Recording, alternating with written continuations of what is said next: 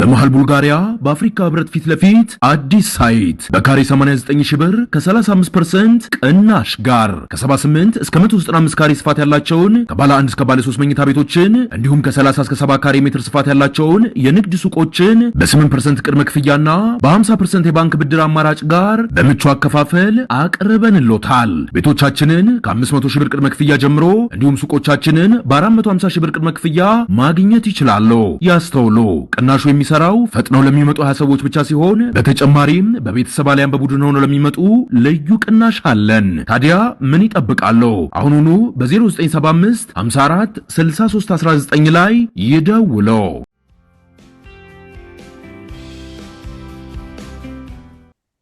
ተመስለን ክቡራን ተመልካቾቻችን ሲሳጌና ከሉዓላዊ ሚዲያ ረቡዕ ሰኔ 3 2018 ዓመተ ምህረት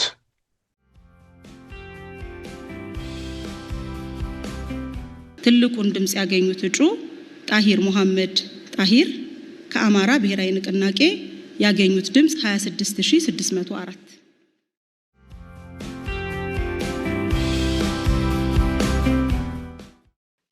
You know, the reserve at the central bank increased by 6-fold after the reform.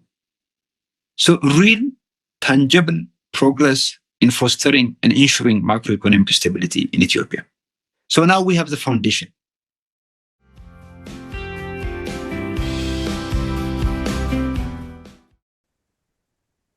አንደኛ ይሄ ሁሉ ግርግር ምን ለማምጣት ነው? የመጀመሪያው ጥያቄ የህዝቡን ቢታ የወጣቱ ተቃውሞ እሱ እንደተጠበቀ ሆኖ ሰብስቦ ተመልምሎ ምን ለማድረግ ምን ለማምጣት ነው? ምን ለመፈየድ ነው? ማንን ለመቅጠም ነው?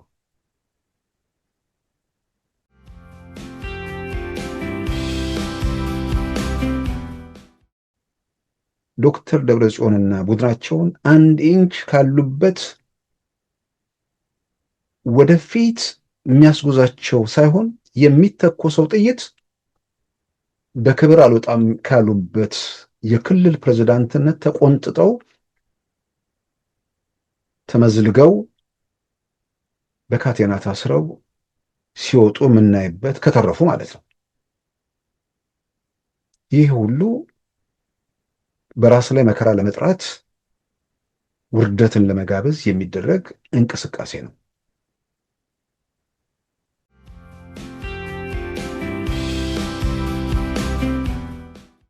ኢትዮጵያ በአሁኑ ሰዓት እንደ ሀገር የመፍረስና የመበታተን አደጋ ተጋርጦባታል ሲሉ አቶ ልደቱ አያሌው ተናገሩ።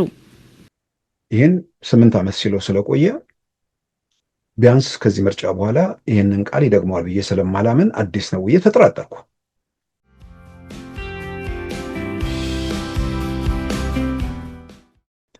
በዛሬው ፕሮግራማችን በእነዚህና በሌሎች ወቅታዊ ጉዳዮች ላይ ትኩረት አድርገናል። አሁን ወደ ዕለቱ ዜና እናመራለን።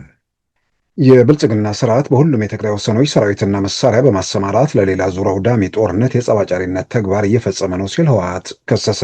በሌላም በኩል በትግራይ ወታደራዊ ምልመላን አስገዳጅ ያደረገና ከትግራይ ክልል ውጭ የሚኖሩ የትግራይ ተወላጆች ላይ ጭምር ተፈጻሚ የሚሆን ባለ 44 ገጽ ረቂቅ አዋጅ ተዘጋጅቷል። ህዝባዊ ወያኔ ሓርነት ትግራይ በማህበራዊ ገጹ ባሰፈረው መልእክት የብልጽግና መንግስት የትግራይን ህዝብ ከምድረ ገጽ ለማጥፋት በማለም ግፍና በደል እየፈጸመ ይገኛል ሲል ከትናንት በስቲያም ከሷል። ብልጽግና ዓላማ ህዝባችንን በአጭር ጊዜ ማጥፋት ቢሆንም የትግራይ ህዝብ ሙሉ በሙሉ ተደራጅቶ በመታገሉ ራሱን ተከላክሎ ለፕሪቶሪያው የሰላም ስምምነት በቅቷል በማለት የቀጠለው የህወሓት መልእክት አሁንም የጀመረውን የዘር ማጥፋት አጠናክሮ ቀጥሏል ሲል ወንጅሏል። ግንቦት 29 2018 በድሮን ጥቃት በትግራይ ታጣቂዎችና በንብረት ላይ ጉዳት በማድረስ እንዲሁም ሽፍቶችን በማደራጀት ትግራይን ለማወክ በመንቀሳቀስ የፌደራል መንግስቱን የሚከሰው ህዝባዊ ወያኔ ሓርነት ትግራይ ስርዓቱ በሁሉም የትግራይ ወሰኖች ሰራዊትና መሳሪያ በማሰማራት ለሌላ ዙር አውዳሚ ጦርነት የጠብ አጫሪነት ተግባር እየፈጸመ ነው በማለትም ከሷል። የብልጽግና መንግስት አንድነታችንን ለመበታተንና አቅማችንን ለማዳከም እየሰራ ስለሆነ ከጥፋቱ ወጥመድ ወጥተን ህልውናችንን ልናረጋግጥ የምንችለው በአንድነት ስንታገል ብቻ ነው ሲል ለትግራይ ህዝብ ጥሪ አቅርቧል። ይህ በእንዲህ እንዳለም ለዶክተር ደብረጽዮን ገብረ ሚካኤል የታጣቂዎች አዛዥነትንና የኮማንድ ፖስት ሰብሳቢነትን ያጎናጸፈው ባለ 44 ገጽ አዋጅ ተፈጻሚነቱ በትግራይ ክልል ብቻ ሳይሆን ከትግራይ ውጭ በሚገኙ ሌላው ቀርቶ በውጭ ሀገር በሚኖሩ የትግራይ ተወላጆች ላይ ጭምር እንደሆነም ተመልክቷል። ማንኛውም እድሜው የደረሰና የጤናው ሁኔታ የሚፈቅድ ሁሉ ትግራይን ለመከላከል መሳተፍ ግዴታው ሲሆን የተሳሳተ ሕክምና ማስረጃ በማቅረብ ለማምለጥ የሚሞክር ከቅጣት ጋር ለመሰለፍ የሚገደድ ሲሆን የተሳሳተ ማስረጃ የሰጡ የሕክምና ባለሙያዎችም የገንዘብና የእስራት ቅጣት ይጠብቃቸዋል። ለመገናኛ ብዙሃን ፍቃድ መስጠትና መንፈግ እንዲሁም የሰጠውን መንጠቅ እንደሚችል የሚዘረዝረው አዋጅ በመገናኛ ብዙሃን የሚደረጉ ቅስቀሳዎችና ሐሰተኛ መረጃዎች የእስራትና የገንዘብ ቅጣት ያስከትላሉ። ምልመላን ማደናቀፍ እንዲሁም ተመልማይን መደበቅም ያስቀጣል። ከዚህ ቀደም የተደረጉ ትግሎችን ማሳነስ የሚያስቀጣ ሲሆን እርምጃ የተወሰደው በሚዲያ ከሆነም ረዥም እስራትና እስከ ግማሽ ሚሊዮን ብር እንደሚያስቀጣም በአዋጁ ተመልክቷል። ይህንን አስገዳጅ አዋጅ በተመለከተ የህግ ባለሙያዎች የህግ ጥያቄ እያነሱበት ሲሆን ለዚህም የሚሰጡት ምክንያት በትግራይ ይህንን ህግ ማጽደቅ የሚችል ምክር ቤት የለም የሚል ነው። እነ ዶክተር ደብረጽዮን መለስን ያሉት ምክር ቤትም ቢሆን የስልጣን ዘመኑ በመስከረም 2018 ስላበቃም በትግራይ አዋጅ ለማወጅ ስልጣን ያለው አካል ስለሌለም ይህንን ህግ ማውጣት እንደማይቻል ነው የህግ ባለሙያዎቹ የሚያብራሩት። በጥቅሉ አዋጁን በተመለከተ በትግራይ አክቲቪስቶችና ምሁራን ዘንድ ተቃውሞ ቀስቅሷል። ግብጽ በህዳሴ ግድብ ዙሪያ ከኢትዮጵያ ጋር ያላትን ልዩነት በተለያየ መንገድ ኢትዮጵያ ላይ ግፊት በማድረግ ምላሽ ለማግኘት እየሞከረች መሆኗም ተዘገበ። ኤርትራም በኢትዮጵያ በኩል ባለው የቀይ ባህር ፍላጎት ሳቢያ የግብፅን ድጋፍ መሻቷን ዘአፍሪካን ሪፖርት ዘግቧል። የኤርትራው ፕሬዝዳንት አቶ ኢሳያስ አፈወርቂ ባለፈው ሳምንት መጨረሻ ወደ ግብፅ ለ3 ቀናት ጉብኝት ማምራታቸውን ተከትሎ ዘአፍሪካን ሪፖርት ዛሬ ረቡዕ እንደ አውሮፓውያን አቆጣጠር ሰኔ 10 2016 ባቀረበው ዘገባ ኤርትራ የጠቅላይ ሚኒስትር አብይን የቀይ ባህር ፍላጎት ለመመከት የግብፅን ድጋፍ መሻቷን አስነብቧል። ግብፅን በበኩሏ ከህዳሴ ግድብ ጋር በተያያዘ ከኢትዮጵያ ጋር ያላትን ልዩነት ኢትዮጵያ ላይ ጫናዎችን በማድረግ ለማስገደድ እየሞከረች ስለመሆኗን በዘገባው ተመልክቷል። ኢትዮጵያ በቀጠናው ላይ የሚኖራትን ሚና ለመገደብና በውስጥ ችግር ለመጥመድ ኤርትራና ሱዳንን መጠቀም ግብፅ እንደ ስትራቴጂ እየተከተለች መሆኑንም ከአፍሪካን ሪፖርት ዘገባ መረዳት ተችሏል። ግብፅ የኤርትራን ጂኦግራፊያዊ አቀማመጥ እንዲሁም የሱዳንን ኮሪደርና የኢትዮጵያን የውስጥ ግጭት በመጠቀም ኢትዮጵያ ላይ ተዘዋዋሪ ግፊት በማድረግ ላይ ስለመሆኗን በዘገባው ተብራርቷል።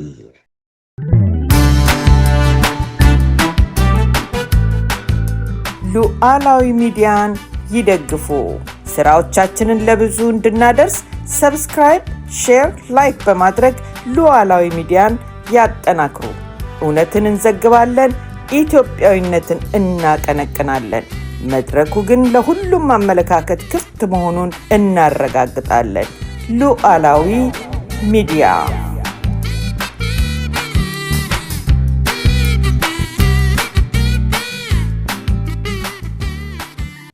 ክቡራን ተመልካቾቻችን በትግራይ ያለው ሁኔታ አሁንም አሳሳቢ እንደሆነ ቀጥሏል። ወጣቶች በተለያየ መንገድ ወደ መሀል ሀገር የሚያደርጉትን ጉዞ ቀጥሏል። በተለይም ከድሮን ጥቃቱ በኋላ እንደገና ደግሞ አፈሳው መጠናከሩ ስላሳሰባቸው ብዙዎች ወደ ከተማ ወደ አዲስ አበባ ወደ ሌሎች የኢትዮጵያ ከተሞችም እየሄዱ መሆናቸው ተሰምቷል። ከዚህም ባሻገር እንግዲህ ሁኔታዎች ስጋት በዚህ መልክ እየፈጠሩ ባሉበት ሰዓት ህወሓት ደግሞ አፈሳውን ህጋዊ ለማድረግ አዋጅ ረቂቅ አዋጅ ወደ 44 ገጽ አዘጋጅቷል። በማህበራዊ ሚዲያም በስፋት ተሰራጭቷል። በዚህ አዋጅ መሰረት እያንዳንዱ ጤናውና ቁመናው የፈቀደ ማንም ሰው ለመከተው ወይ ደግሞ የመከላከል ዘመቻው ላይ መቀላቀል ግዴታ አለበት። ያንን አለመቀላቀል ወይ ደግሞ ከዚህ ሂደት ማፈንገጥ የገንዘብ ቅጣት እስከ 50 ሺህ ብር ያስቀጣል። ይቀጣና ከጨዋታ ያወጣል ወይ ደግሞ ምልመላው ይቀርለታል ማለት ሳይሆን ተቀጥቶ ወደ ምልመላ ውስጥ ይገባል። በሌላም በኩል ደግሞ የተሳሳተ ሕክምና ማስረጃ በመስጠት ግለሰቦችን ከምልመላ የሚከላከሉ ሰዎችም መረጃው የተሳሳተ ከሆነ እነሱም እስራትና የገንዘብ ቅጣት እንደሚጠብቃቸውም በጣም ዝርዝር ነገር ወደ 44 ገጽ የተጠናቀረ ነው። አንዳንዶች የሽብር አዋጅ በሚል ይጠሩታል፣ ሌሎችም የተለያየ ስያሜ እየሰጡት ነው። በይህን አዋጅ መሰረት አድርገን ትግራይ ውስጥ ያለው ሁኔታ እንመለስበታለን። በቅድሚያ ግን ከምርጫ ጋር በተያያዘ የኢትዮጵያ ብሔራዊ ምርጫ ቦርድ ግንቦት 24 2018 የተካሄደው ምርጫ በተመለከተ ከፊል ውጤቶችን ከትላንት ጀምሮ ማስታወቅ ጀምሯል። በዚህ መሰረት በጎንደር በተካሄደ ምርጫ በጎንደር የተወዳደረው በጎንደር የተለያዩ የጎንደር የምርጫ ክልሎች አሉ። በአንዱ የተወዳደረው ጣሂር መሐመድ ጣሂር የአማራ ብሔራዊ ንቅናቄ አመራር በምርጫው ማሸነፉን ትላንት የኢትዮጵያ ብሔራዊ ምርጫ ቦርድ ይፋ ካደረገው መግለጫ መረዳት ተችሏል።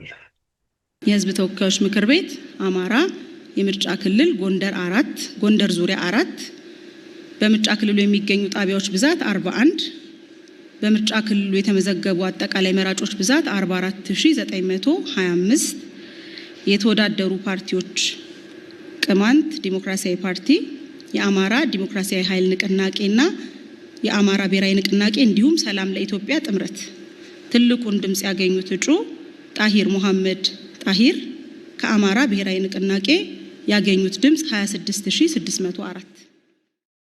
ያው እንግዲህ ጣሂርን ጨምሮ ቢያንስ 45-46 አካባቢ የተቋሚ ፓርቲ አባላት እንዲሁም የግል እጩዎችም ጭምር ሊሆኑ ይችላሉ ምክር ቤት ይገባሉ ተብሎ ይጠበቃል። በትንሹ ማለት ነው።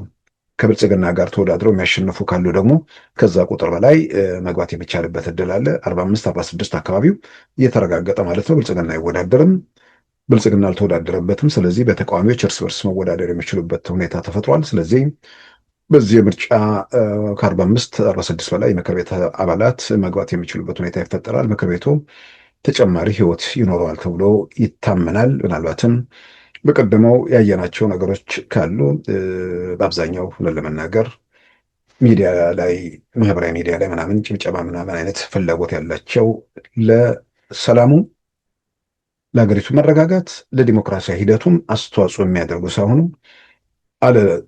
ተባለ የሚባለውን ነገር ለመናገር የሚጥሩ ነበሩ። ስለዚህ ከዛ ይልቅ የመንግስትን ጉድለት የመንግስትን ክፍተቶች የሚያሳዩ በአንጻሩ ደግሞ በጎ ነገሮች ካሉ አብሮ ለመስራት የወሰኑ እንደ አብን እንደ ኢዜማ ያሉ ኃይሎች በኢትዮጵያ ዲሞክራሲያዊ ሂደት ላይ ትልቅ አስተዋጽኦ አድርገዋል።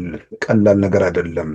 ብዙዎች በጩኸት በሚደነብሩበት፣ ብዙዎች በጭብጨባ በሰከሩበት ሰዓት ሚዛንን ጠብቆ ከጭብጨባውም በላይ ምንድነው ከጭብጨባውም በላይ የሀገር ህልውና የኢትዮጵያ መረጋጋት ይቀርማል ብለው በኃላፊነት ስሜት ያ ሁሉ ውርጅብኝ የወረደባቸው ተጉዘው ጸንተው ቢያንስ ብዙሃኑ ህዝብ ምን እንደሚፈልግ ዛሬ በተጨባጭ እየታየ ባለበት ሁኔታ ውስጥ ይሄ ሁኔታ እንዲመጣም የራሳቸውን አስተዋጽኦ አድርገዋልና በዚህ ሂደት ውስጥ ላለፉ አክብሮት መግለጽ፣ ተጨማሪ ሰዎችም ምክር ቤት እንደሚገቡ እንግዲህ ተስፋ እናደርጋለን። ኢትዮጵያ ምርጫ ጋር ተያይዞ ያለው ነገር አበረታች ሁኔታዎችን ከወዲሁ አይተናል። ምናልባትም ከዛም ባሻገር እንግዲህ በምክር ቤት ውስጥ በዚህ ሂደት ውስጥ የተሳተፉ አካላትም ያው በተለያየ መንገድ በመንግስታዊ ኃላፊነት እንደሚሾሙም ይጠበቃል። ያው ምክር ቤት የገባ ሁሉ ማለት አይደለም፣ ግን ከዚህ ቀደም እንደነበረው እንዳየነው ምክር ቤት በተለያዩ መንግስታዊ ምንድነው በክልል ምክር ቤቶችም ይሁን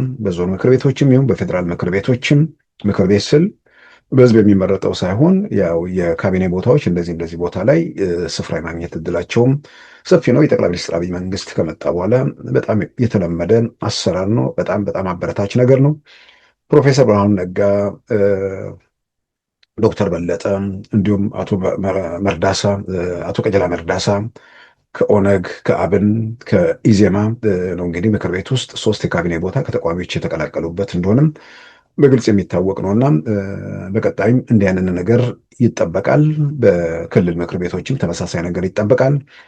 በኦሮሚያ ክልል ምክር ቤት የኦነግ ሰዎች ስፍራ ነበራቸው።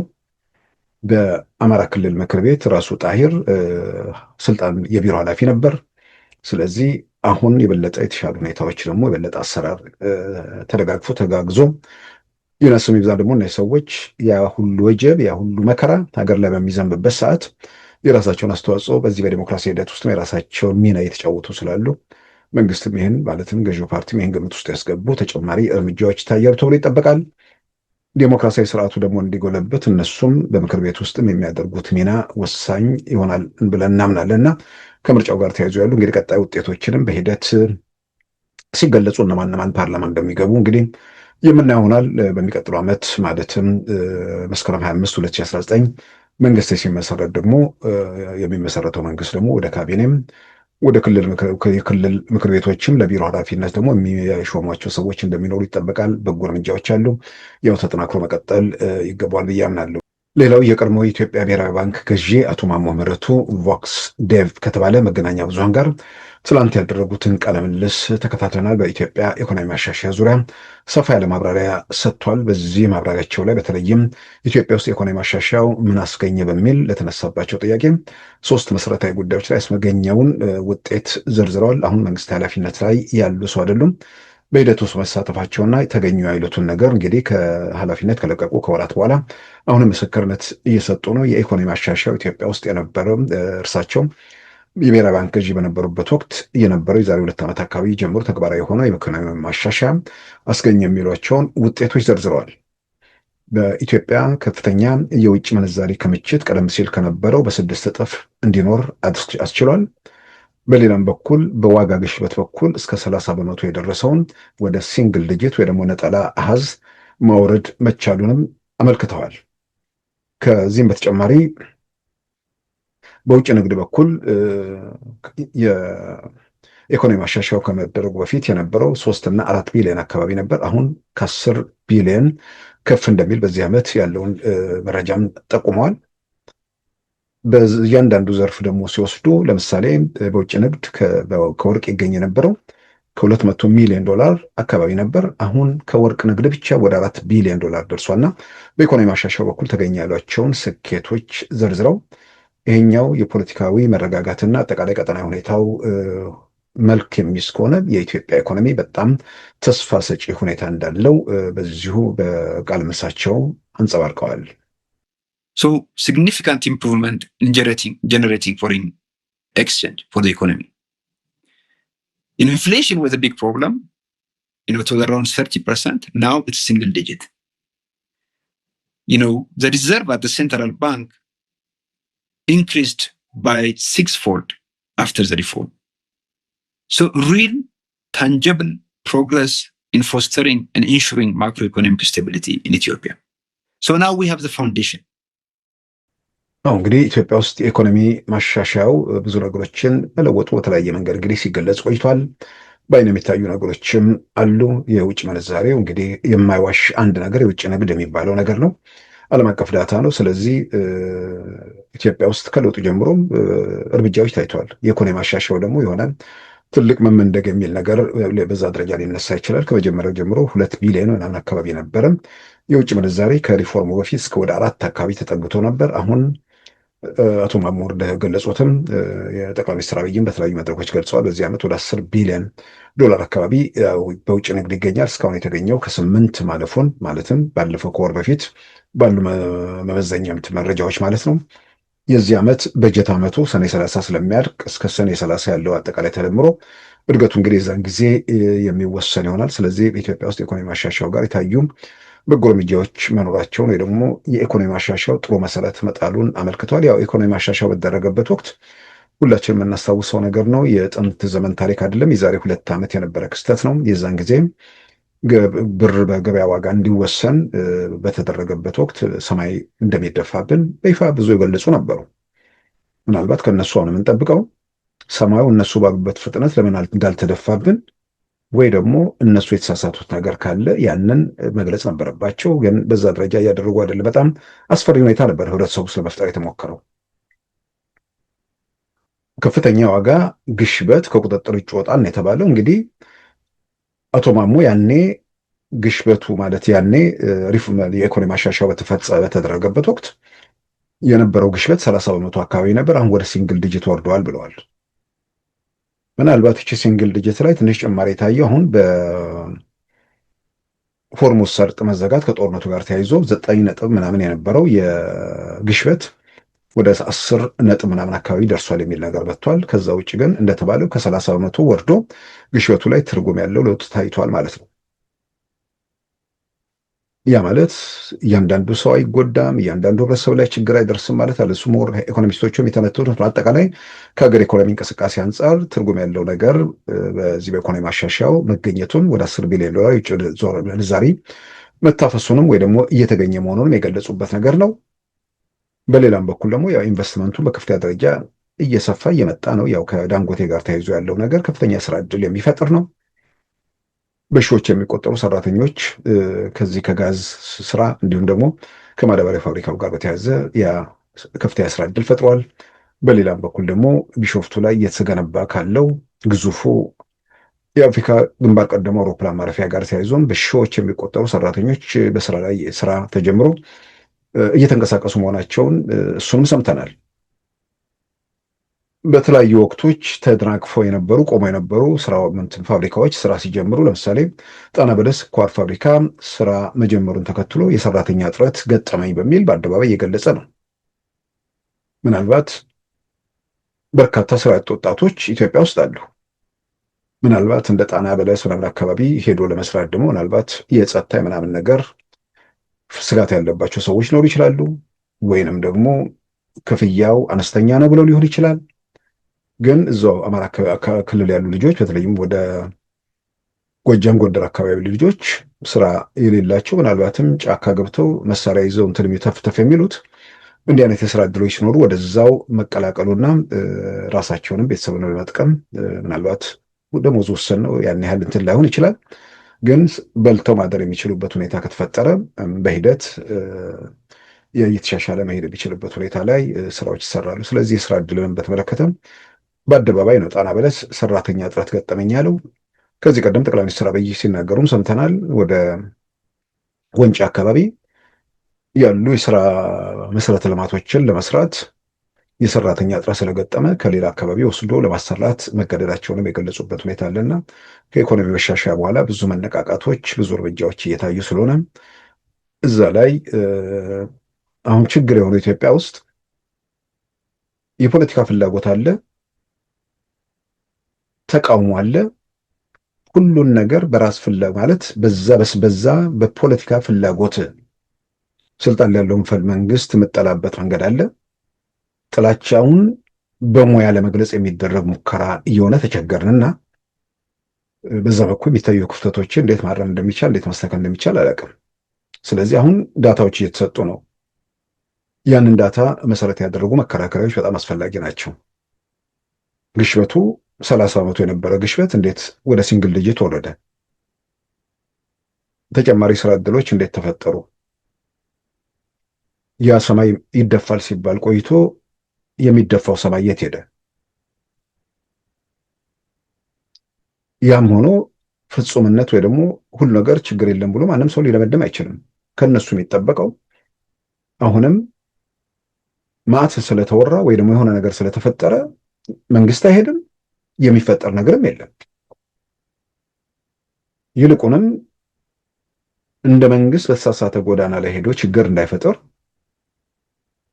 ከሙያ አንጻር ምክርና አስተዋጽኦ ማድረግ የሚቻልበት ሁኔታ ካለ ጉዳቱ ህዝብ ላይ ማህበረሰብ ላይ ስለሚያርፍ በዚህ በኩል ያለው ክፍተት፣ በዚህ በኩል ያለው ግድለት የሚል ሙያዊ ትንተናና ማብራሪያ መስጠት ጥሩ ነው። ያለነው ግን ይሄ አይደለም። ዞሮ ዞሮ ግን በርካታ ኢኮኖሚስቶች ከውጭ ሀገር ጭምር ሄዱ ባለሙያዎች በምክርም በምንም የሚሳተፉበት መንግስት ስለሆነ በዛ በኩል ክፍተት ወይ ደግሞ ጉድለት ያለ አይመስለኝም። ስለዚህ የኢኮኖሚ ማሻሻያው የበለጠ ለኢትዮጵያ ውስጥ የተረጋጋ ሁኔታ ማለትም ኢኮኖሚያዊ መረጋጋትን የበለጠ እየፈጠረ ተጨማሪ ስራ ዕድል እያስገኘ እንደሚሄድ እንግዲህ ተስፋ እናደርጋለን። ያው የኢኮኖሚ ማሻሻያዎች ሲፈጠሩ ተጨማሪ ስራ ፍለጋ ወይ ደግሞ ተጨማሪ ሀብት፣ ተጨማሪ ገንዘብ ወደ ገበያ ስለሚገባ በነዋሪው ላይ ማለትም በደሞዝተኛው ላይ የሚያሳድረው ተጽዕኖ እንዳለ በባለሙያዎች ተደጋጋሚ የሚነገር ነገር ስላለ ያ ጫና እያንዳንዱ ጎጆ ገብቶ ደሞዝተኛውን በተለይ መንግስት ሰራተኛውን ከደቆሰው በላይ እንዳይደቆሰው ምናልባትም ከዚህ አይነት ሁኔታ ውስጥ ቀና ማለት የሚችልበት ሁኔታ ላይ ደግሞ እሱንም የኢትዮጵያ መንግስት በዛዛ አካባቢ ያሉ ነገሮችንም እያየን እያስተካከለ ይሄዳል ብለን ተስፋ እናደርጋለን። ሌላው እንግዲህ በትግራይ ያለው ሁኔታ ወጣቶችን በስፋት የማፍሰስ ወደ ማሰልጠኛ የማስገባት የሚያመልጡትን ጥይት የመምታት እነዚህ አይነት ነገሮች በተደጋጋሚ ሲገለጹ ቆይተዋል። በስፋት ወጣቶችም አቅም ያላቸው ምክንያቱም አቅም የሌለው እዛው ከዛ መንቀሳቀስ የሚችልበት ሁኔታ የለም። በአውቶቡስም ለመውጣት በመኪናም ማለት በአውሮፕላንም በሮ ክልሉን ለመልቀቅ ዞሮ ዞሮ የተወሰነ ዩነስ የሚብዛም አቅም ያስፈልጋል። ምናልባትም ደግሞ ማረፊያ እየታርፋሉ የሚልም ስጋት ሊኖር ይችላል። ግን በማናቸው መንገድ ልጆቹ በሚችሉት አቅም ለቀው ለመውጣት እየተረባረቡ ነው። አስፈሪ ሁኔታ እዛ አካባቢ ፈጥረዋል። ይህን ሁሉ ምን ለማድረግ ምን ለማሳካት እንደሚያደርጉ ግልጽ አይደለም። አንዳንድ ሪፖርቶች ላይ ወይ ደግሞ በተለያየ መንገድ ህብረተሰቡን ሲያወያዩ ተመልሰን ወደ ጦርነት ለምንድን ነው የምትገቡት የሚል ነገር ሲመጣ አይ መንግስትን አስገድደን ከኛ ጋር እንዲደራደር ለማድረግ ነው። በምን ታስገድደዋለህ? ማስገደጃው ህዝብ ነው አንዱ ትልቁ። እንደውም ህዝቡ እኮ ቲፒኤልኤፍን መገላገል እየፈለገ ነው። በምን እንደምታስገድደው? ህዝቡ በፊት ለመተኮስ ስትወስን አብሮ ተሰልፎ እተኩሳለሁ ብሎ ጥሪ ሳያስፈልገው አብሮ የተሰለፈ ኃይል ዛሬ ላይ ሆኖ ወደኋላ ተመልሰው ነገሮችን እያዩ ያጤኑ እነዚያ ለመብቱ ለነጻነቱ ለሱ ብለው ዋጋ መከራም እንደሚከፍሉ የሚያምንባቸው ሰዎች ከስልጣን ባሻገር ምንም ነገር ማየት የማይችሉ የራሳቸውን ልጆች በአውሮፓና አሜሪካ አድርገው 100 ሺዎችን ፈጅተው አሁንም ሌሎችን ለመፍጀት የሚጣደፉ መሆናቸውን ሲያይ በአደባባይ እኮ ነው በተለያዩ መድረኮች የሚናገሩት ነገር አለ። እናቴ ስታዘን ማየት አልፈልግም፣ እግሬ ተቆርጦ አይኔ ፈሶ ጎዳና ላይ ወጥቼ ለማኝ መሆን አልፈልግም ለነ ዶክተር ደብረጽዮን ስልጣን ብዬ የሚል በአደባባይ እየተናገሩ ነው። ምልመላ ምናምን በሚል የሚወጡ ሰዎች ወይ ደግሞ አፈሳ የሚወጡትን ሰዎች በተመለከተ በዚህ በቲክቶክ በምናምን የሚያወጧቸውን ቀልዶች፣ ምጸቶች ምናምን እያየን ነው። ቁጣ አለ፣ ተቃውሞ አለ። በብዙ መንገድ የሚታዩት ነገሮች ትግራይ ውስጥ ከዚያ ዙሪት ሰው መውጣት ፈልጓል። አሁን አፈሳው የሚደረገው በአዋጅ ሳይሆን ታጣቂዎችን በማሰማራት ስለነበር አሁን በአዋጅ አውጀው አፈሳ ለማድረግ እንግዲህ እንቅስቃሴ ውስጥ ገብተዋል። 44 ገጽ የተጠናቀረ መረጃ ያው ማለት በትግርኛ ቋንቋ የተጻፈው በማህበራዊ ሚዲያ በስፋት ተሰራጭቷል። እዛ ላይ የቀረቡ ነገሮችን በዝርዝር ወጥተዋል። ወትሮንም የስልጣን ፍላጎታቸው ጥያቄ ውስጥ ገብቶ የማያውቀው ዶክተር ደብረጽዮን ገብረ ሚካኤል አሁን የክልል ፕሬዝዳንት ናቸው። እንደገና ኮማንድ ፖስት የሚባል ተቋቁሟል። የኮማንድ ፖስቱም ኃላፊ ናቸው። እርግጥ ነው ኮማንድ ፖስቱ አስቀድሞ የተቋቋመ ነው። ጀነራል ታደሰ ወረደም ኃላፊ በነበሩበት ወቅት ኮማንድ ፖስት ነበር። ያኔም ሊቀመንበር ዶክተር ደብረጽዮን ነበሩ። የክልሉ ፕሬዝዳንት ነኝ ብለዋል። የኮማንድ ፖስቱ ኃላፊ ናቸው። እንደገናም ደግሞ የዚህ መከተ ወይ ደግሞ መከላከያ ነው ተከላካይ ያሉት ሰራዊት አዛዥም ሆነዋል። ሹመት በሹመት ላይ ደርበዋል። እንግዲህ በአዲሱ አዋጅ የሆነ አካል የሆነ ጊዜ ላይ መሪ ሆኖ ውጤቱ በውድቀት ከተደመደመ፣ በሽንፈት ከተደመደመ ዓላማው እንኳን ትክክል ቢሆን መምራት ስላልቻለ ክፍተት ስለፈጠረ በአደባባይ ደግሞ ክፍተቶቹ ምናምን እየተነሱ ስለሆነ ያው ሰው ተመሳሳይ ነገር ውስጥ እንዲዳክር መፍቀድ፣ ያው ሰው ተመልሶ ህዝብ ወደ መከራና ወደ ስቃይ ወደ ሰቆቃ እንዲከት መተባበር፣ ምናልባትም ከዚህ ኃይል ጋር ያሉ ሰዎች ራሳቸውን ቆም ብሎ ማየትም ያለባቸው ይመስለኛል። መመልመል ግዴታ ነው። ተመልምዬ ምንድነው ሙሉ ጤነኛ የሆነና እድሜው የደረሰ የመመልመል ግዴታ አለበት። አለመለመልም ወይ ደግሞ ማምለጥ ወንጀል ነው።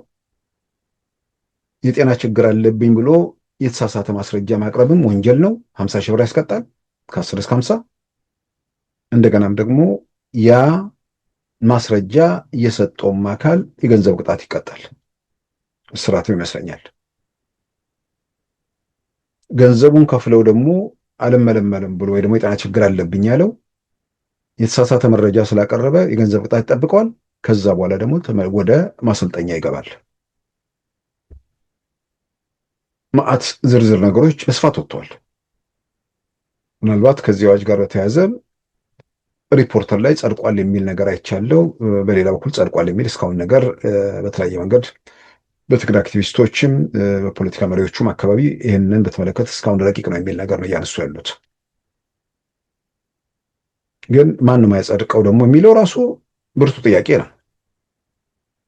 በአጠቃላይ አዋጁ መንፈስ በግዳጅ ወደ ውትድርና ሁሉም ሰው መሄድ ግዴታው ነው፣ እድሜው ጤናው የፈቀደ። ይሄንን መቃወም ወይ ደግሞ ይሄንን ማስተጓጎል ወንጀል ነው። ይሄንን ሂደት ውስጥ ላለመግባት የተሳሳተ ማስረጃ፣ የጤና ማስረጃ የሚያቀርብ ወንጀል ነው። በወንጀሉ ይጠየቃል። ከዛ ተገዶ ወደ ማሰልጠኛም ይገባል። ይህንን ምልመላና ሂደቱን ብቻ ሳይሆን ከዚህ ቀደም የነበሩ እንቅስቃሴዎችን በተመለከተ የተደረገውን ትግል ወይ ደግሞ የቀደመውን ጦርነት የሚሆን የትኛውንም ነገር ጥያቄ ውስጥ የሚያስገቡ አስተያየቶችም ወንጀል ሆነው ተቀምጠዋል። የሚዲያ ፈቃድ መስጠት፣ የሚዲያ ፈቃድ መንፈግም ስልጣን የዚሁ አካል ነው። ዝርዝር ጉዳዮች ናቸው የተቀመጡት።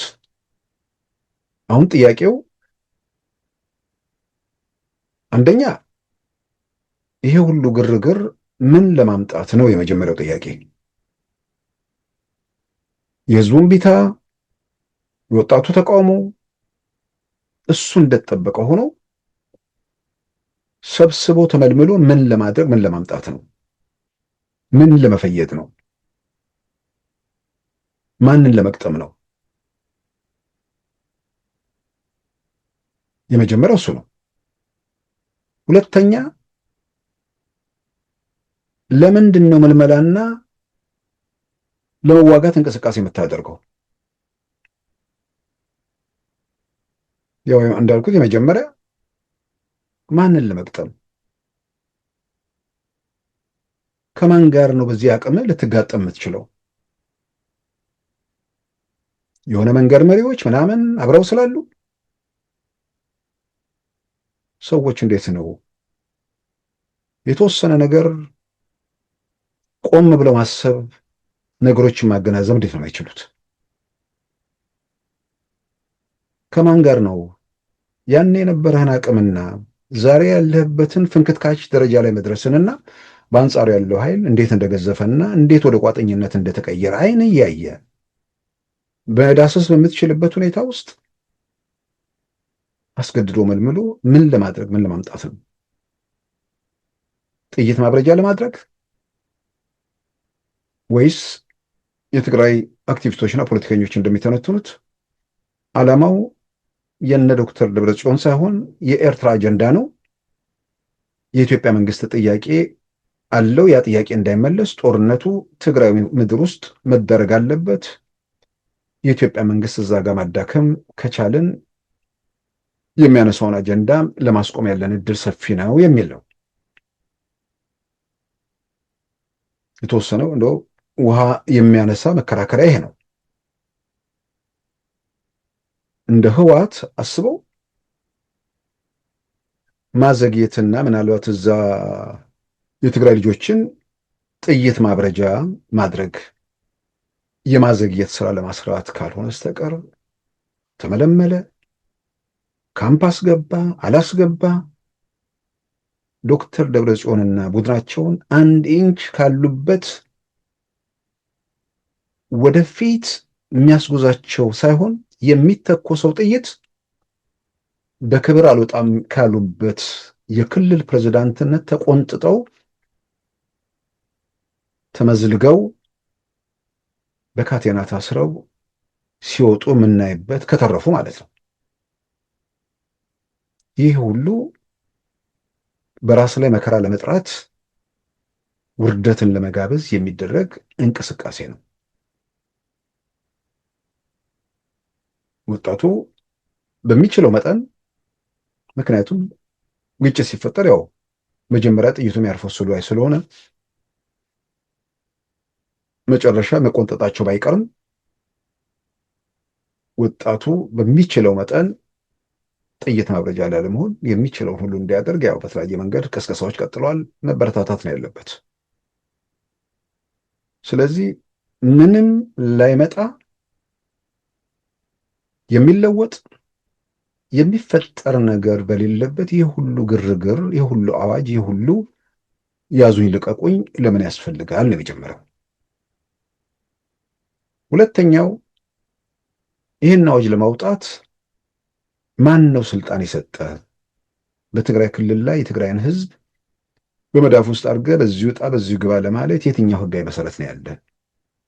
በግልጽ በትግራይ የህግ ምሁራንም እየተተቸ ያለ ጉዳይ ነው። አዋጅ የሚያጸድቀው ምክር ቤት ነው። ያን የሚያጸድቀው ህጋዊ ምክር ቤት ነው። ስለዚህ ትግራይ ውስጥ ምክር ቤት የለም።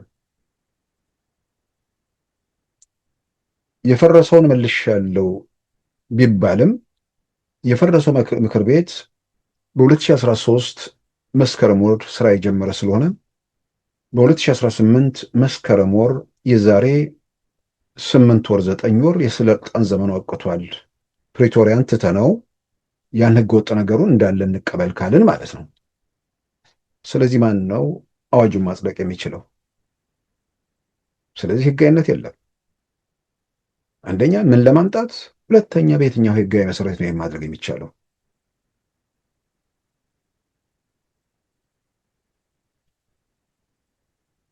ሶስተኛ ለምንድን ነው ለመዋጋት የምትፈልገው?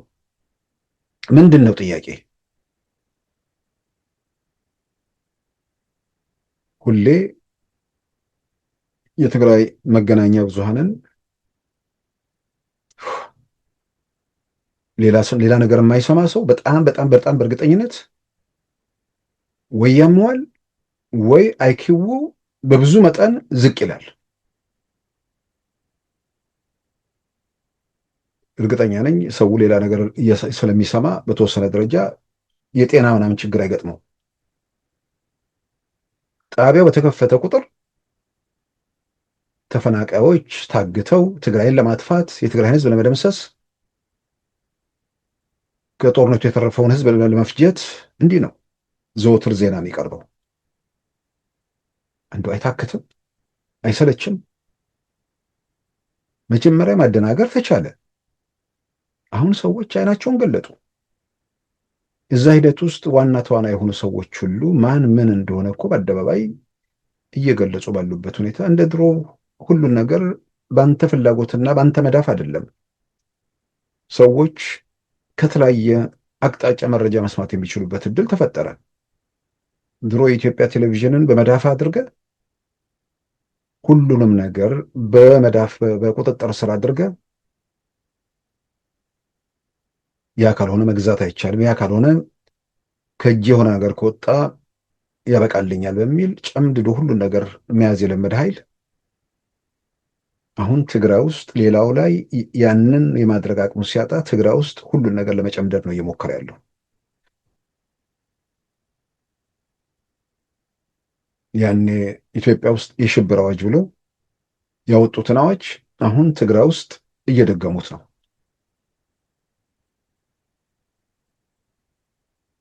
ለምንድን ነው ወደ ውጊያ ወይ ደግሞ መልመላ ውስጥ የምትገባው? ለምንድን ነው ወደ ዚህ ሁኔታ ውስጥ የምታመራው? ምን ጥያቄ ስላለህ ነው? አሁን ለትግራይ ህዝብ ተፈናቃይ በማን እንደታገተ እነ አቶ ጌታቸው ከተናገሩ፣ እነ ጀነራል ጻድቃን ከተናገሩ፣ እነ አቶ አሰፋ ብርሃ ከተናገሩ በኋላ ተፈናቃዮች በማን እንደታገቱ ግልጽ ከሆነ አሁን ተፈናቃዮቹ ታግተዋል የሚለው በኬንዳ ውስጥ እየተሰቃዩ ነው የሚለው ማን ነው የሚገዛው? ማን ነው የሚሰማው?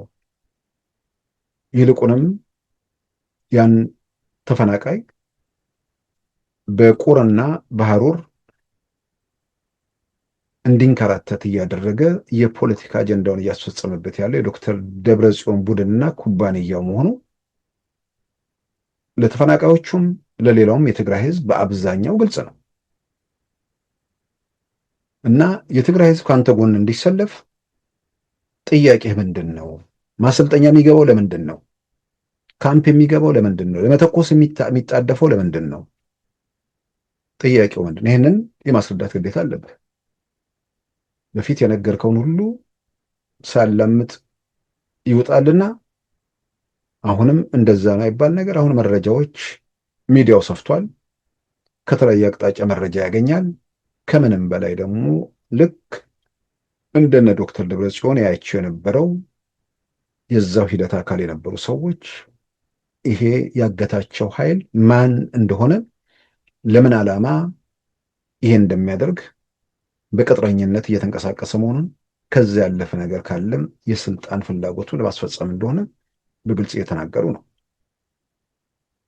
ይህ ባለበት ተፈናቃዮቹን ካድሬ ተሰብስቦ የተወሰኑ ሰዎችን ከጎን አሰልፎ በተፈናቃይ በምናምን እያሉ ሁሌ መቀለል ይቻላል። ግን የህብረተሰቡን ድጋፍና ይሁንታ ማግኘት የሚቻልበት ሁኔታ በፍጹም ሊኖር እንደማይችል ትግራይ ውስጥ የምናያቸው ነገሮች እየመሰከሩ ያሉት እያረጋገጡ ያሉት እውነታ ይሄንን ነው። ልጆቹ እኮ አዲስ አበባ ገብተው እኮ የሚሰሩትን ቪዲዮ ያው በተለያየ መንገድ እየታየ ነው። ተስፋ ያላቸው ልጆች በእነዚህ ሰዎች እጅ ያለመውደቃቸው አንዳንዴ ማምለጣቸው ትልቅ ነገር ነው። ተስፋ እያላቸው አሁንም እነዚህ ሰዎች እጅ ያሉ ብዙዎች እንደሚሆኑ ደግሞ ያጠራጥር ነገር አይደለም እና በዚህ አዋጅ ምን ያህል ጊዜ በዚህ ሁኔታ ውስጥ እንደሚቀጥሉ ወደፊት የሚታይ ነገር ነው። ነገር ግን በእርግጠኝነት መናገር የሚቻለው ይህን ህገወጥ ስልጣን ይዘው በህገወጥ መንገድ ህብረተሰቡን እያጎሳቆሉ ብዙ ርቀት መሄድ የሚችሉበት እድል የሆነ ቦታ ላይ ይቆማል። የሆነ ቦታ ላይ ይቆማል ስል ወደፊት ሳይሆን በጣም በአጭር ጊዜ ውስጥ የመቆም እድሉ ሰፊ ነው። መንግስትም የህብረተሰቡን ሰላምና ደህንነት የማረጋገጥ ግዴታም ስላለበት፣ በሌላም በኩል እንዲህ አይነት ህገወጥነት ብዙ ርቀትም መሄዱ ብዙ ደግሞ ችግሮችን ለመፍጠር ያለው እድል ሰፊ ነው። ምክንያቱም አብሮ አነስተኛና ጥቃቅን ቡድኖችንም አብሮ ለመጨፍለቅም የኢትዮጵያ ውስጥ ያለውን ነገር የተረጋጋ ሁኔታ ለማስኬድ ያሉ አጋጣሚዎችና ጊዜዎችን መጠቀሙ በብዙ መልኩ አስፈላጊ ነው ብዬ አምናለሁ። ስለዚህ የኢትዮጵያ መንግስት ሁኔታዎችን እየገመገመ ምላሽ ይሰጣል ተብሎ ይጠበቃል።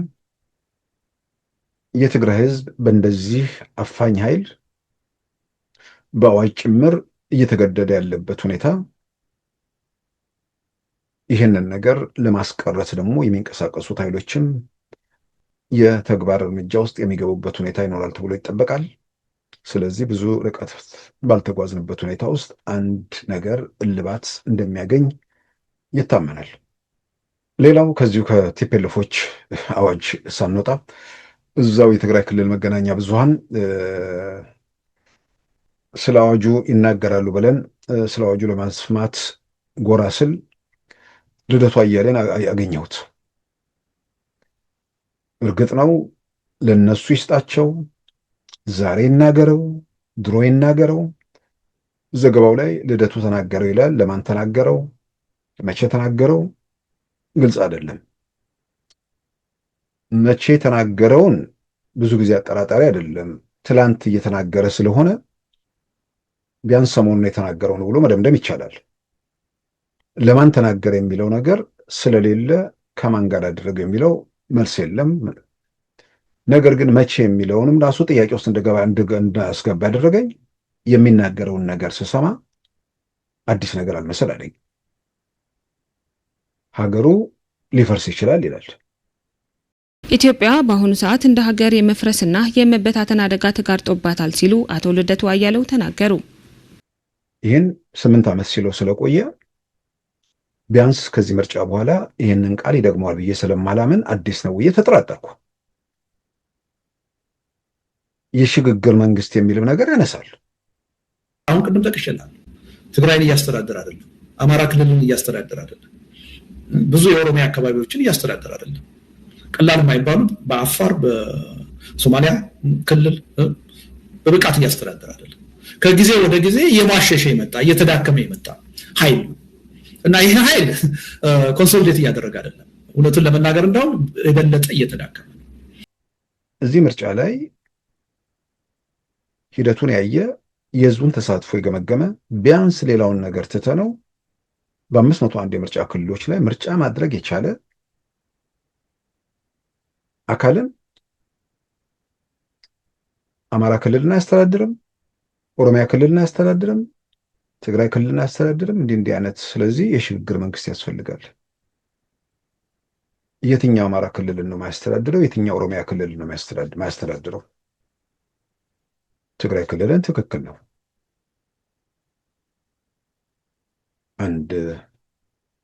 እሱንም ምን ያህል ጊዜ እንደሆነ እንግዲህ ወደፊት የምናየው ነገር ነው። ስለዚህ 501 የምርጫ ክልል 178 የምርጫ ክልል ኦሮሚያ ክልል አለው። በ178ቱም ላይ ምርጫ ተደረገ። ማስተዳደር ማለት ምንድን ነው? መንግስት ያለበት ሀገር እንተኩሳለን፣ ምርጫ እናደናቅፋለን ያሉ ሰዎች ንጹሐንን ከመግደል ውጭ ምን ማድረግ ይችላሉ? ተሽሎክልኮ ሽፍታ ምንም ነገር ሊያደርግ ይችላል። ስለዚህ ታሉ ኦሮሚያ ክልል ማስተዳደር 178 የምርጫ ክልሎች ላይ ምርጫ ማድረግ ነው። አማራ ክልልን ማስተዳደር ከ138 የምርጫ ክልሎች 130 ላይ ምርጫ ተደረገ። ስምንቱም ወደፊት የምናየው ነገር ይሆናል። ስምንቱን እያስተዳደሩት ነው ማለት አይደለም እኮ የጸጥታ ስጋት ምናምን አለ ነው፣ ቀይ ስለተሰመረበት። ስለዚህ ከዚህ በላይ ማስተዳደር ምንድን ነው? ለምንስ ነው የሽግግር መንግስት የሚባል? አሁን የሽግግር መንግስት ተመልሶ ይመጣል። አንዳንዴ ሰዎች አያፍሩም እንደ ይህን ቃላቱን ሲደጋግሙ? ዝም ብሎ ቃሉ ራሱ መደጋገሙ ያሳፍራል። ኢትዮጵያ ትፈርሳለች የሚለው ሟርት ደግሞ ያማል። ለምን ትፈርሳለች? ማን ያፈርሳታል? ለማፍረስ ያሰፈሰፈው ሁሉ ጆሮን ተቆነጠጠ እኮ። ተጠረገና እኮ የሆነ ስርቻ ውስጥ ነው ያለው። የትኛው አማራ ክልል ነው? የትኛው ኦሮሚያ ክልል ነው ያለው? የትኛው ቤንሻንጉል ክልል፣ የትኛው ጋምቤላ ክልል ላይ እዛ አካባቢ ስለሚያወሩ ብዬ ነው። ማን ነው የሚፈርሰው? ማን በቅርብ ርቀት የሚታይ ያለ ኢትዮጵያን ለማፍረስ የሚችል? የአደጋ የፈተና ጊዜ ያ የሁከት የግርግር ሚሳይል የታጠቀው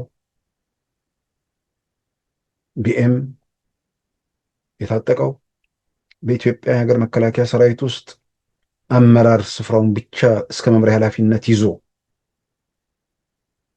ከሸፈተም በኋላ ይህን ሁሉ አድርጎ እስከ ደብረ ሲና ድረስ የተኮሰው ኃይል ተመቶ ወደ ምንምነት ከተቀየረ በኋላ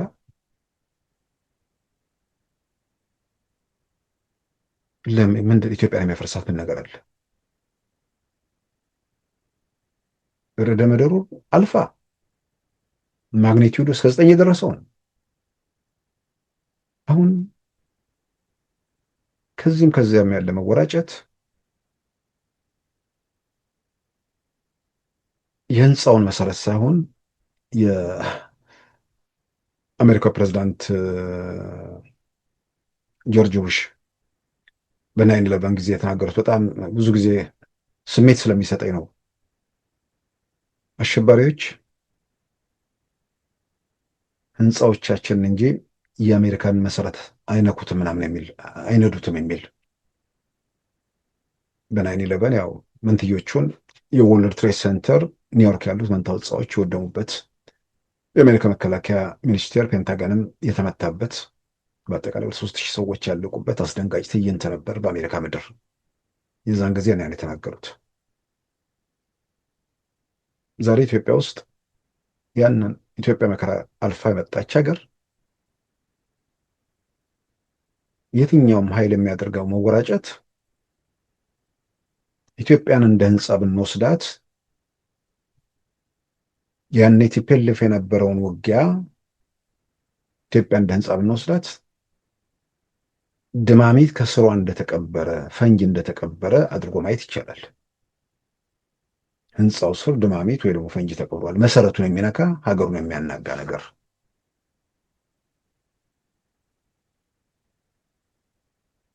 ድማሚቱ ከፈነዳ ህንፃው እንዳለ ይፈርሳል። ዛሬ ኢትዮጵያ ያለችበትን ሁኔታ ቲፒኤልኤፍንም ሸኔንም ፋኖንም እንደ F1 ቦምብ እንመልከታቸው። አሁን በጋራ አድርገን በጋራ ሆነው እንደ አንድ F1 ቦምብ እንውሰዳቸው። F1 ቦምብ ህንፃው ላይ ብትወረውር መስታወት ሊሰብር ይችላል። መስታወቱን አልፎ ህንፃ ውስጥ ያሉ ሰዎችን ሊጎዳ ይችላል። ኤፍ1 ቦምብ ሀገር ሊያፈርስ አይችልም ማለት ህንፃ ሊያፈርስ አይችልም። ስለዚህ እንዴት ነው ሀገር የሚፈርሰው? በአነስተኛና ጥቃቅን ቡድን፣ በፈራረሰ ቲፒኤልኤፍ ወይንስ ኤርትራ ምናምን?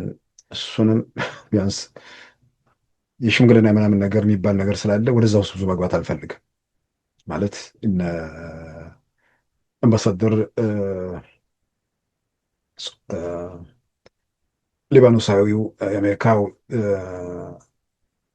የአሜሪካ ፕሬዚዳንት አማካሪ አምባሳደር ማሳድ ቦሎስ እንትን እያሉ ነው፣ ወዲህ እያሉ ነው።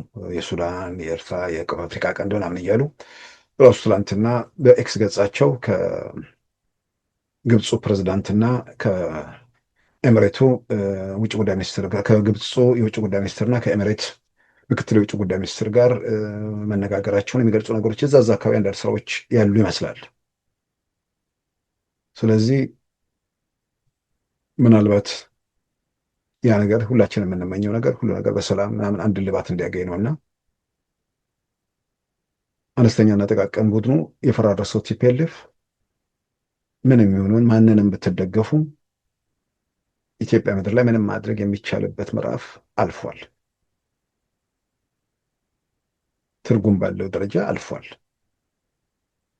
ምናልባት ደግሞ የበለጠ ማለፉን መንግስት ውስጥ ያሉ ሰዎች ያውቁታል። ግን እኛ ከርቀት ሆነን ነገሮችን ስናነብ፣ ስንመዝን፣ ስንመረምር፣ ስንቃኝ፣ አሰላለፉን ስናይ የሰማይና የምድር ያህል የተራራቀ ነገር ነው ያለው። በዚህ ላይ ደግሞ ህዝብ ወሳኝ ነው። ትግራይ ምድር ላይ ጦርነት ቢፈነዳ ዶክተር ደብረጽዮን የሚደበቁበት ስርቻ መኖሩን እጠራጠራለሁ። እንደ ድሮ 10 ሚሊዮን ብር ምናምን መክፈል አያስፈልግም። 10 ሚሊዮን ብር እንከፍላቸዋለን የሚባልም አያስፈልግም። ጎትቶ ከነዚህ ሰዎች መገላገል የሚፈልጉ ሚሊዮኖች ናቸው እና አጠቃላይ ነገሮችን ገምግመን ስናነብ፣ ስናወጣ፣ ስናወርድ አገር እየፈረሰ ያለው በእነ ልደቱ ጭንቅላት ላይ ነው። ሽግግር መንግስት የሚባል ነገር በኢትዮጵያ ምድር ሲደገምም ማየት አንፈልግም። ለመድገም የሚያስችል ነገርም በኢትዮጵያ ምድር የለም። በሽግግር መንግስት፣ በመዋጮ መንግስት ያረጋጋኸውን ሰላምን፣ ደህንነትን መልሶ ወደ ቀውስ መክተት ነው። የሁሉ ሰው አደባባይ ወጥቶ የሚመርጠው መንግስት ስንቱን ዘረኛና ጥቅመኛ እያስታገሰ እየቆነጠጠ ወደ ተረጋጋ ሁኔታ ውስጥ ሀገሩን እየወሰደ ያለ ስርዓት ከአኩራፊዎችና ከስልጣን ባሻገር ማየት ከማይችሉ ሰዎች ጋር አንድ መድረክ ላይ ምን ፍለጋ ይቀመጣል? ለንግግር ለውይይት ማለትም በሽምግልና ጉዳዮች እንዲያልቁ ምናምን እሱ ችግር የለው። ግን መንግስት በመዋጮ እንዲመሰረት ለምን ወደዛ አይነት ውስጥ ይገባል? እና አንዳንዶች የሆነ ሰዓት እኮ በቃ ዞር ማለት ነው። የሆነ ተአምር ተፈጥሮ ምናልባት የሚንገዳገድ ነገር ካለ የዛን ጊዜ ተጠራርቶ መምጣት ነው። ያለዛ ምን ተመሳሳይ ነገር ውስጥ ምን ያደርጋል? ከዚሁ ጋር ተያይዞ እንግዲህ የትግራይ ክልል የወጣውን አዋጅ ጸደቀ የሚል ነገር ሪፖርተር ላይ ሳይ የትግራይ መገናኛ ብዙሃን ምን ብለው ዘገቡት ብዬ ፍለጋ ሄድኩ።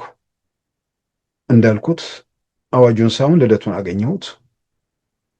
ምን አወራ ስል እዛው ሽግግር ላይ ቆሟል። ዘለግ አድርጌ ስሰማው ኢትዮጵያ እየፈረሰች ነው ይላል። ስለዚህ አንዳንድ ሰዎች በቃ እንደ ሮቦት የሚደጋግሙት ቃል አለ ማለት ነው። የሆነ ነገር ለካ ምናልባት ጤናም ነገር ሊሆን ይችላል። እንደዚህ አይነት የፖለቲካ ከልክ ያለፈ የስልጣን ምናምን ነገር ሰዎች ላይ የሚያሳድረው ተጽዕኖ አለ ማለት ነው። እዛው አድርጌ እንትን ስል የትግራይ ምሁራን የሚል አንድ ዜና አየሁ። የአክሱም ዩኒቨርሲቲ መምህር የሆኑ 2 ወንድ 1 ሴት ባለው አጠቃላይ ሁኔታ ላይ ነው የሚናገሩት። በዜና መልክ የቀረበ ማለት ነው። ወደ ቀደመው ሰላማችን፣ ወደ ቀደመው ልማታችን፣ ወደ ቀደመው ወንድማማችነታችን መመለስ አለብን እና ውጭ ያሉ የተለያዩ ኦርጋናይዜሽንስ ወይም ድርጅቶችም አገሪቷን ወደ ነበረበት ለመመለስ ማገዝ መስራት ይጠበቅባቸዋል። የትኛው የቀደመ ሰላም፣ የትኛው የቀደመ ወንድማማችነት፣ የትኛው የቀደመ ልማት? ልክ ነው። እስከ 1983 ኢትዮጵያ ውስጥ አምባገነን መንግስት ቢኖርም ህዝቡ ወንድማማች ነበር። በሰፈር በመንደር በጎጥ ሊሸነሽነው የሞከረ መንግስት አልነበረም በኢትዮጵያ ምድር። ቲፒኤልኤፍ ሲመጣ አብሮ የመጡ በጎ ነገሮች አሉ፣ ጥያቄ ውስጥ የማይገባ ነገር። ሰዎች ራሳቸውን በቋንቋቸው ማስተዳደራቸው የራሳቸውን የሚል በጎ ነገሮች፣ እሱን ማር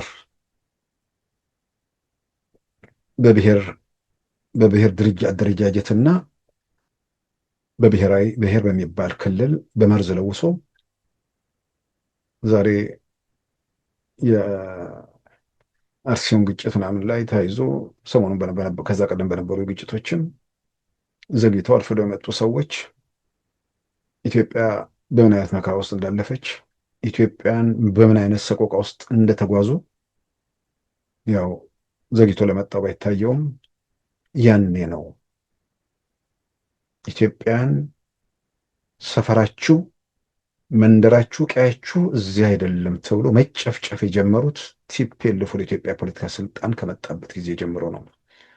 ቤተ ክርስቲያናት የነደዱት ከዚያን ጊዜ ጀምሮ ነው። የትኛውም ጫፍ ላይ በነፃነት ሀገሬ ነው ብሎ አሁን በሚዲያዎች የሚነገር ነገር አለ እንዴ? የሆነ ቦታ ላይ ኢትዮጵያ ይሆዳል፣ እዛ ይወልዳል፣ ይጋባል፣ ምን ይላል? ሀገሩ ነው በቃ። መጥተው በዘር ሸንሽነው በእምነት በምናምን ልዩነት የፈጥረው እንደ እብድ ገላጋይ ሁልጊዜም እያጋጩ ስልጣን ለመቀጠል ባደረጉት ነገር መዓት በኢትዮጵያ ምድር ላይ አስፍነዋል። ሲፈልጉ ያጋጫሉ፣ ሲፈልጉ መቆጣጠር የሚችሉበት ሁኔታ ፈጠሩ። ሲሄዱ ከዛ ከነሱ በኋላ ሰላም ምናምን ግጭት እኮ በዛ ምናምን የሚል ሰው በሂደት ውስጥ ያለፈ ሰው ቢሆን ሂደቱ ነገን ምን ሊያስከትል እንደሚችል ማንበብ የሚችል ሰው ቢሆን በዛ መልክ ሊናገር አይችልም። ነፍሳቸውን የማረውና አቶ ሙሉጌታ ሉሌ ጸጋዬ ገብረመድህን አርአያ በሚለው የብዕር ስማቸው ጦቢያ መጽሔት ላይ ብዙ ጊዜ ተንትነውታል። ቲፒኤልኤፍ ሲሄድ ኢትዮጵያ ላይ ትቶት የሚሄደው መከራ 86 87 በኢትዮጵያ አቆጣጠር ላይ ሆነው ፍርሃታቸውን፣ ስጋታቸውን ያንጸባርቁ ነበር። ምናልባት ጽሁፎቻቸው ራሱ በመጽሐፍ ስለወጡ እዛ ላይ ሰዎች ላይወት ይችላሉ። ከገዛን ምንድነው እስካለን ድረስ ጨምድደን እንይዛለን፣ ስንለቅ ሀገሩ መፍረስ አለበት ብለው እዛ መንገድ ሲሰሩ የነበሩ ሰዎች ናቸው። ስለዚህ የትኛው ሰላም ነው? የመቃብር ውስጥ ሰላም፣ በጭቆና በአፈና ዜጎች በሀገራቸው በመስለን የሚተዳደሩበት ሰላም፣ በጄል ኦጋዴን ሶማሌ ክልል የስቃይ የሰቆቃ ምድር የነበረበት ሰላም፣ የኦጋዴን መንደሮች በጀት እየተደበደቡ የነበረበት ሰላም። ራሱ ልደቱም ግጭት አልነበረም ማለት። በዚህ ደረጃ ሰው እንደዚህ ይሆናል? በጣም ገረመኝ። የኢትዮጵያ ወህኒ ቤቶች የወህኒ ቤቱ ሰቆቃ በለውጡ ማግስት የወጡ ቪዲዮዎች፣ የተነገሩ ነገሮች ያላመመው ያልዘገነነው ዜጋ አለ።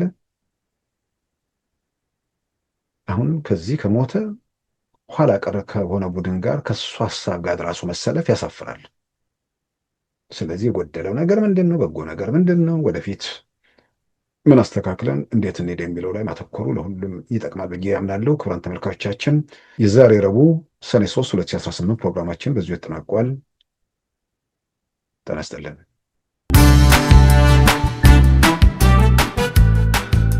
ሉዓላዊ ሚዲያን ይደግፉ። ስራዎቻችንን ለብዙ እንድናደርስ ሰብስክራይብ፣ ሼር፣ ላይክ በማድረግ ሉዓላዊ ሚዲያን ያጠናክሩ። እውነትን እንዘግባለን፣ ኢትዮጵያዊነትን እናቀነቅናለን። መድረኩ ግን ለሁሉም አመለካከት ክፍት መሆኑን እናረጋግጣለን።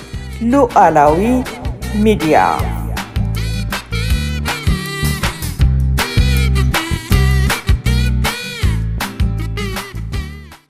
የዛሬ ረቡዕ ሰኔ 3 2018 ፕሮግራማችን በዚሁ ተጠናቋል። ጤና ይስጥልን።